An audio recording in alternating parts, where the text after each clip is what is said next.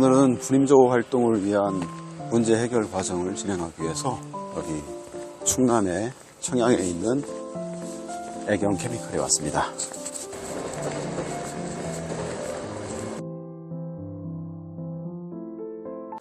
우리가 이렇게 되려면요, 사회가 그렇게 되려면요, 결국에는 누군가 한 사람의 그런 노력 가지고는 안 되겠죠.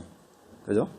아무리 누군가가 지키려고 해도 거기에서 몇 명이 지키지 않고 들어와요.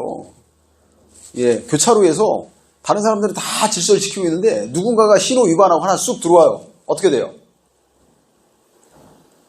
모든 사람이 지키는데 한두 명만 안 지켜요. 그럼 어떻게 돼요? 차들 수도비죠. 올수도비죠. 우리도 생활하면서 잘 생각해 보세요. 나 하나 정도야. 나 하나 정도야. 만약에 그런 생각으로 우리가 뭔가를 생각하고 행동을 한다면 어떻게 돼요? 시스템 전체가 정지될 수가 있습니다. 이 모든 거, 우리가 하고 있는 모든 거에서 진짜 돈 되는 걸 뺀 것이 전부 다 뭐다? 낭비다. 그럼 우리는 뭘 계산하면 된다? 저 낭비를 계산하면 된다. 그렇죠? 예, 간단하잖아요. 자, 그래서 여기서 이제 생산, 흐르는 것이다. 흐르지 않는 것보다 낭비. 뭔가 계속 흘러야 한다. 흐르지 않고 멈춰 있다? 그럼 왜 멈춰 있는가? 이제 그걸 찾는 거예요. 왜 멈춰 있지? 뭐가 멈춰 있어요? 물건이 멈춰 있어요. 뭐가 멈춰 있어요? 기계가 멈춰 있어요. 설비가 멈춰 있어요. 사람이 멈춰 있어요. 정보가 멈춰 있어요. 데이터가 멈춰 있어요. 그럼 그게 다 뭐라고요? 낭비라는 거죠. 그죠? 이것을 어떤 게 일이냐라는 것은 누구 관점으로 봐야 한다고 했죠? 고객 관점. 자, 여기에서 그럼 프레스 가공의 그 가공 공정의 고객은 누구예요? 프레스가 끝난 그 다음 작업자겠죠? 다음 공정이겠죠? 그럼 그 공정, 다음 공정 작업자의 관점으로 봤을 때 몇 번이 일이에요? 7번. 7번만 계죠, 7번만. 왜? 7번 이 작업자는요, 그러니까 뒤에 공정은요, 쿵짝, 그죠? 쿵짝 해서 변형된 그것만이 자기가 필요한 거예요. 그 앞에 모든 것은.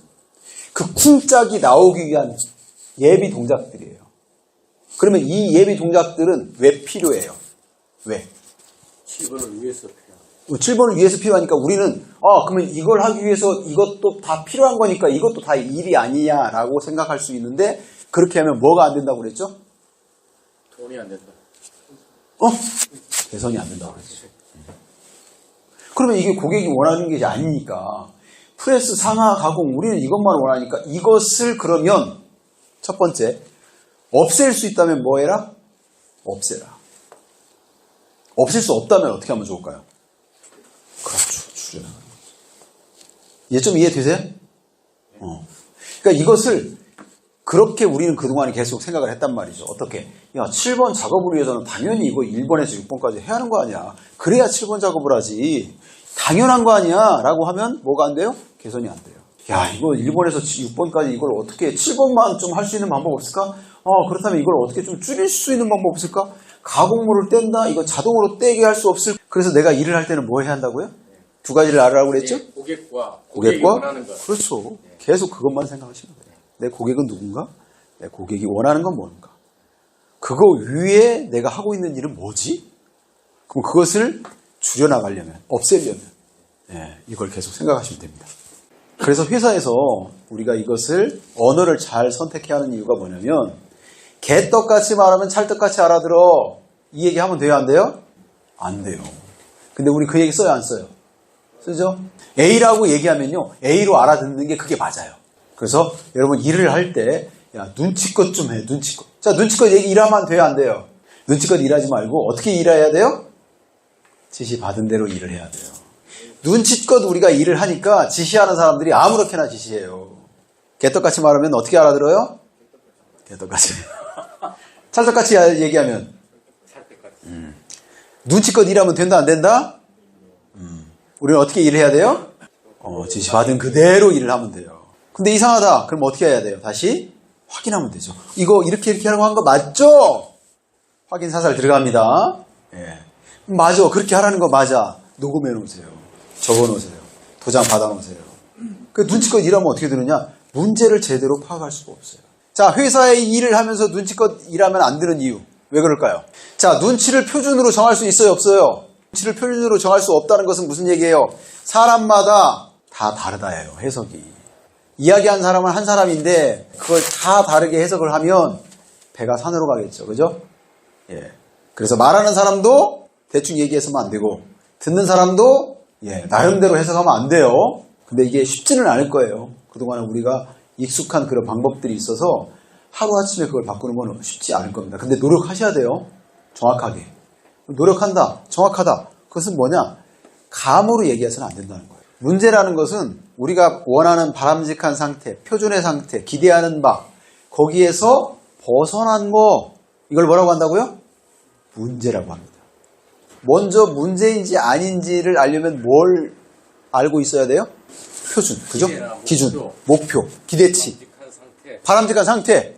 이게 먼저 있어야 돼요. 만약에 이런 게 없다, 그러면 문제라고 얘기할 수 있어요, 없어요?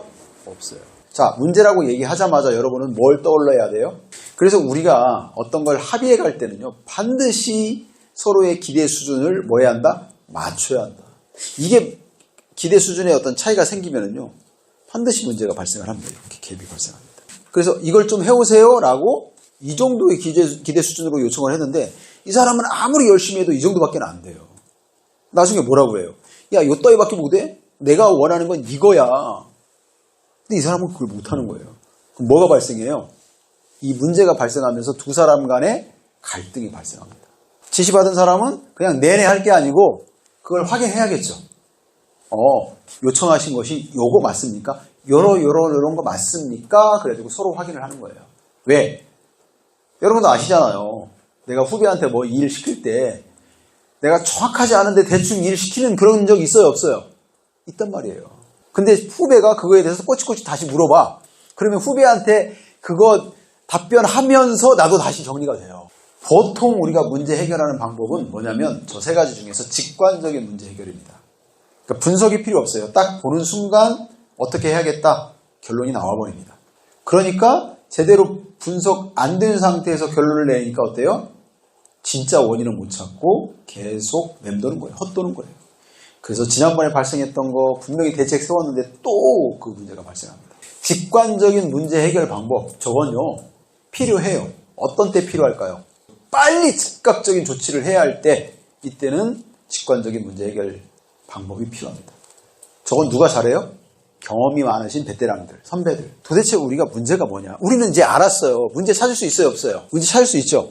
누구 관점으로? 고객 관점으로. 고객 관점으로. 또 하나는 뭐? 기준, 표준을 보고 거기에서 벗어난 거. 그리고 고객 관점에서 불필요한 거. 개선해야 합니다. 자, 이러한 기준을 가지고 문제를 찾으라는 거예요. 뭐 현장에 문제 안 나와요. 식사 시간, 그다음에 식당의 그 메뉴 개선, 버스 노선 이런 거 나와요. 이런 거 딱 보면 어때요? 한심하죠. 근데 다른 회사도 똑같아요. 왜? 그런 어떤 뭐 제한제도나 이런 것들에 대해서 익숙하지 않으면 뭐 개선하자고 그러면 전부 자기와 관련된 거. 그래서 이러한 원칙들을 가지고 진행하는 게 좋아요. 야, 이따위로 때려쳐 하면 이제 끝나는 거야. 그 쓰레기를 처음에는 다 받아줘야 돼요. 제한제도 했는데 쓰레기가 1년 동안 계속 나와. 주변에 입지들, 인프라, 주변에 뭐 상권이 어떻게 형성되어 있고, 초품화인지, 초품화 아시죠? 그러니까 초품화, 초등학교를 품은 아파트, 초품화인지, 모르세요? 이런 것들, 그리고 교통 편의 시설들 잘 돼 있는지 이런 것도 보고, 그리고 브랜드들도 보고, 다양한 것들을 많이 보잖아요. 그런데 그거 다양한 것들을 보는데 야, 그걸 어떻게 선택하지? 라고 했었을 때 각자 개인마다 다 다를 거예요. 뭘 선호하는지. 여기서 뭐 이동을 많이 하시는 분들은 교통을 가장 먼저 볼 거고, 지금 이게 대출받고 좀 돈 당겨야 한다 그러신 분들은 또 가격을 우선시 할 테고, 자녀들이 있다 그러면 아이들을 중심으로 해서 학군이 어떻게 있는지 그거 볼 테고, 그런 거 없이 나는 좀 문화생활을 좀 즐기고 싶다 뭐 이러신 분들은 이제 주변 인프라도 보고 그러겠죠. 그래서 그런 것들을 순위대로 놓은 다음에 각 배점을 달리하는 거예요.